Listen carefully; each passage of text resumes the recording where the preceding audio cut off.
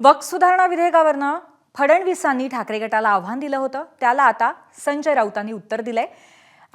ट्विटच्या माध्यमातून खरं तर मुख्यमंत्री देवेंद्र फडणवीसांनी आव्हान दिलेलं होतं आणि त्यांनी असं म्हटलं होतं की ठाकरेंची शिवसेना नक्की कोणाच्या तत्वांवरती चालणार, बाळासाहेब ठाकरेंच्या का राहुल गांधींच्या दिशेने जाणार असं त्यांनी म्हटलेलं होतं. या आशयाचं ट्विट देवेंद्र फडणवीसांनी केलेलं होतं. तर ह्याच्यावरती संजय राऊतांनी प्रत्युत्तर दिलंय आणि एक ट्विट वॉर संजय राऊत आणि देवेंद्र फडणवीस यांच्यामध्ये पाहायला मिळतंय. संजय राऊतांचं ट्विट आहे, काय आहे बघूया.